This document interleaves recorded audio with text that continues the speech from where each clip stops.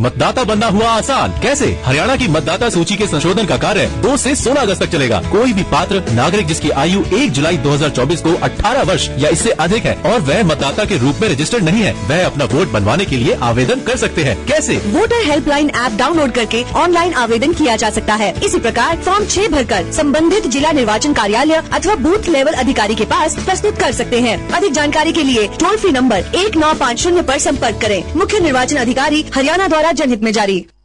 नमस्कार, ये आकाशवाणी चंडीगढ़ है। अब आप रतिका से प्रादेशिक समाचार सुनिए। पहले इस बुलेटिन के मुख्य समाचार।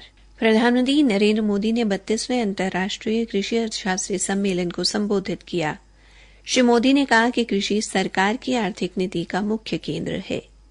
केंद्रीय गृहमंत्री अमित शाह ने सभी नागरिकों से हर घर तिरंगा अभियान को आगे बढ़ाने और इसमें उत्साह के साथ भाग लेने की अपील की। हरियाणा के मुख्य निर्वाचन अधिकारी पंकज अग्रवाल ने पात्र नागरिकों से अपना वोट बनवाने का आह्वान किया। 16 अगस्त तक नए वोट बनवाने के लिए दावे और आपत्तियां दर्ज की जाएंगी। केंद्रीय उपभोक्ता मामले एवं सार्वजनिक वितरण राज्य मंत्री नीमूबेन ने रोहतक में प्रबुद्धजन सम्मेलन को संबोधित किया और कहा कि केंद्रीय बजट भारत को समृद्ध भविष्य की ओर ले जाएगा। अब समाचार विस्तार से। प्रधानमंत्री नरेंद्र मोदी ने कहा है कि भारत अतिरिक्त खाद्यान्न उत्पादन करने वाला देश है और वो वैश्विक खाद्य सुरक्षा और वैश्विक पोषण सुरक्षा कार्यों में लगा हुआ है। उन्होंने कहा कि सरकार सुधारों के साथ कृषि क्षेत्र को मजबूत कर रही है और इसका उद्देश्य किसानों के जीवन में सुधार लाना है।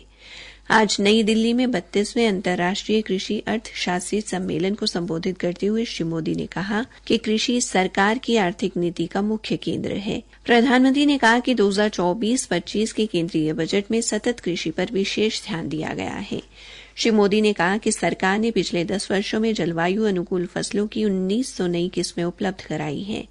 भारत मोटे अनाज, दुग्ध, दाल और मसालों का सबसे बड़ा उत्पादक है। उन्होंने कहा कि देश के कृषि क्षेत्र में डिजिटल प्रौद्योगिकी का उपयोग हो रहा है और प्रधानमंत्री किसान सम्मान निधि योजना के अंतर्गत 10 करोड़ किसानों के बैंक खातों में एक क्लिक से पैसे पहुंच जाते हैं। प्रधानमंत्री ने भूमि के डिजिटलीकरण अभियान का जिक्र भी किया। उन्होंने कहा कि किसानों को अपनी भूमि के लिए डिजिटल पहचान संख्या दी जाएगी। श्री मोदी ने कहा कि किए जा रहे उपायों से केवल देश के किसानों को ही लाभ नहीं होगा बल्कि वैश्विक खाद्य सुरक्षा को भी मजबूती मिलेगी। सम्मेलन में लगभग 75 देशों के लगभग 1000 प्रतिनिधि हिस्सा ले रहे हैं। इस वर्ष सम्मेलन का विषय सतत कृषि खाद्य व्यवस्था में बदलाव रखा गया है। इस अवसर पर केंद्रीय कृषि मंत्री शिवराज सिंह चौहान ने कहा कि प्रधानमंत्री नरेंद्र मोदी के नेतृत्व में भारत की कृषि विकास दर विश्व में लगातार सबसे अधिक बनी हुई है। उन्होंने रासायनिक उर्वरकों के अधिक उपयोग के विपरीत प्रभाव का उल्लेख किया, जिसकी वजह से मिट्टी की उपजाऊ शक्ति में कमी आ रही है। कृषि मंत्री ने कहा कि देश में अब प्राकृतिक खेती पर जोर दिया जा रहा है। केंद्रीय गृहमंत्री अमित शाह ने सभी नागरिकों से हर घर तिरंगा अभियान को आगे बढ़ाने और उत्साह के साथ इसमें भाग लेने की अपील की है।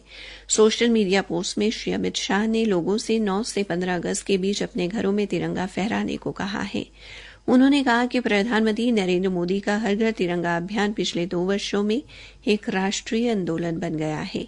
उन्होंने कहा कि ये देश भर के लोगों में एकता की भावना जागृत कर रहा है। गृहमंत्री ने लोगों से तिरंगे के साथ एक सेल्फी लेने और उसे हर घर तिरंगा वेबसाइट पर अपलोड करने की अपील भी की। हरियाणा के मुख्य निर्वाचन अधिकारी पंकज अग्रवाल ने पात्र व्यक्तियों से अपना वोट बनवाने का आह्वान किया है। श्री अग्रवाल ने कहा कि मतदाता सूचियों के द्वितीय विशेष पुनरीक्षण कार्यक्रम के अनुसार पात्र व्यक्तियों से 16 अगस्त तक नए वोट बनाने के लिए दावे आपत्तियां दर्ज की जाएंगी। इस दौरान वोट बनवाने के अपने फॉर्म संबंधित बूथ पर ब्लॉक लेवल अधिकारी के पास जमा किए जा सकते हैं। नागरिक वोटर पोर्टल या वोटर हेल्पलाइन ऐप के माध्यम से भी ऑनलाइन फॉर्म भरकर अपना वोट बनवा सकते हैं। इसके अलावा आज व कल तथा 10 व 11 अगस्त को बीएलओ द्वारा आवेदन लेने के लिए संबंधित बूथ पर विशेष अभियान चलाया जाएगा। श्री अग्रवाल ने बताया कि कोई भी मतदाता पहले से दर्ज अपने विवरण में संशोधन करवा सकता है और किसी भी अपात्र व्यक्ति का नाम मतदाता सूची से हटवाने के लिए आपत्ति दर्ज की जा सकती है। उन्होंने बताया कि निर्धारित तिथि तक प्राप्त दावे व आपत्तियों का निपटान 26 अगस्त तक किया जाएगा। अंतिम मतदाता सूचियों का प्रकाशन 27 अगस्त को किया जाएगा। मतदाता सूचियों का प्रारंभिक प्रकाशन कल राज्य के 90 विधानसभा क्षेत्रों के सभी मतदान केंद्रों पर किया गया है। प्रादेशिक समाचार आकाशवाणी चंडीगढ़ से प्रसारित किए जा रहे हैं। केंद्रीय उपभोक्ता मामले, खाद्य एवं सार्वजनिक वितरण राज्य मंत्री नीमूबेन ने आज भारतीय जनता पार्टी के प्रदेश कार्यालय मंगल कमल में प्रबुद्धजन सम्मेलन को संबोधित किया। सम्मेलन में मुख्य वक्ता के तौर पर बोलते हुए उन्होंने केंद्र सरकार की ओर से हाल ही में पेश किए गए बजट पर अपने विचार रखे। उन्होंने बजट की सराहना की। बाद में मीडिया से बातचीत में नीमूबेन ने केंद्रीय बजट को दूरदर्शी बताया। उन्होंने कहा कि ये व्यय आधारित बजट है जो भारत को समृद्ध भविष्य की ओर ले जाएगा। उन्होंने कहा कि बजट में बुनियादी ढांचे के विकास, युवाओं के लिए कौशल संवर्धन और रोजगार सृजन को प्राथमिकता दी गई है। उन्होंने कहा कि बजट गरीबों, किसानों, महिलाओं और युवाओं के लिए समर्पित है। केंद्रीय राज्य मंत्री ने वेतनभोगी वर्ग के लिए बजट के लाभों की भी सराहना की। वहीं एक अन्य सवाल के जवाब में उन्होंने कहा कि सरकार महंगाई पर नियंत्रण के लिए कदम उठा रही है। उन्होंने खेलों को बढ़ावा देने के लिए सरकार की ओर से उठाए गए कदमों की सराहना भी की। भारतीय अंगदान दिवस पर केंद्रीय स्वास्थ्य एवं परिवार कल्याण मंत्रालय के अंतर्गत राष्ट्रीय अंग एवं उत्तक प्रत्यारोपण संगठन ने आज नई दिल्ली में अंगदान जागरूकता कार्यक्रम का आयोजन किया। इस अवसर पर स्वास्थ्य एवं परिवार कल्याण राज्य मंत्री अनुप्रिया पटेल ने उन परिवारों को सम्मानित किया जिन्होंने ब्रेन डेड घोषित होने के बाद अपने परिवार के सदस्यों के अंग दान कर दिए। उन्होंने देश में अंग लेने वाले और सफल अंग प्रत्यारोपण करने वाले चिकित्सकों का अभिनंदन किया। सुश्री अनुप्रिया पटेल ने कहा कि देश में पिछले 10 वर्षों में अंगदान 4 गुना बढ़कर 18,378 पर पहुंच गया है। इस दौरान नीति आयोग के सदस्य डॉक्टर वी.के. पॉल ने अंगदान के बारे में जागरूकता फैलाने की जरूरत पर बल दिया। उन्होंने देश भर के मल्टी स्पेशलिटी अस्पतालों से अंग प्रत्यारोपण की सुविधा उपलब्ध कराने की अपील भी की। होडल के विधायक जगदीश नायर ने आज गांव पिंगोड़ में लगभग 68 लाख रुपए की लागत से बनाई जाने वाली फिरनी, लगभग 9 लाख रुपए की लागत से बनाई जाने वाली पिछड़ी जाति चौपाल और इसी गांव में करीब 2 करोड़ 50 लाख रुपए की लागत से सिंचाई विभाग द्वारा बनाए जाने वाले पुल का शिलान्यास किया। इसके अलावा विधायक ने गांव नौरंगाबाद में लगभग 40 लाख रुपए की लागत से बनाई गई फिरनी का उद्घाटन किया।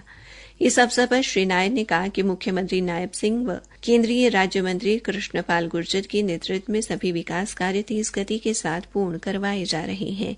सभी विधानसभा क्षेत्रों के विकास कार्य करवाने के लिए सरकार ने धनराशि की कोई कमी नहीं आने दी है। केंद्रीय पशुपालन एवं डेयरी मंत्रालय ने राष्ट्रीय गोपाल रत्न पुरस्कार प्रदान करने के लिए देश भर से ऑनलाइन नामांकन आमंत्रित किए हैं। हरियाणा के पशुपालक किसान राष्ट्रीय पुरस्कार पोर्टल के माध्यम से 31 अगस्त तक आवेदन भेज सकते हैं। सरकारी प्रवक्ता ने बताया कि स्वदेशी गौ जातीय नस्लों का वैज्ञानिक तरीके से संरक्षण और विकास करने के उद्देश्य से देश में पहली बार दिसंबर 2014 में शुरू किए गए राष्ट्रीय गोकुल मिशन के तहत ये पुरस्कार दिए जाते हैं।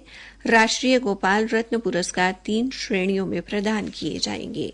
अंत में मुख्य समाचार एक बार फिर। प्रधानमंत्री नरेंद्र मोदी ने 32वें अंतर्राष्ट्रीय कृषि अर्थशास्त्री सम्मेलन को संबोधित किया। श्री मोदी ने कहा कि कृषि सरकार की आर्थिक नीति का मुख्य केंद्र है। केंद्रीय गृहमंत्री अमित शाह ने सभी नागरिकों से हर घर तिरंगा अभियान को आगे बढ़ाने और इसमें उत्साह के साथ भाग लेने की अपील की। हरियाणा के मुख्य निर्वाचन अधिकारी पंकज अग्रवाल ने पात्र नागरिकों से अपना वोट बनवाने का आह्वान किया। इसी के साथ ये समाचार बुलेटिन समाप्त हुआ।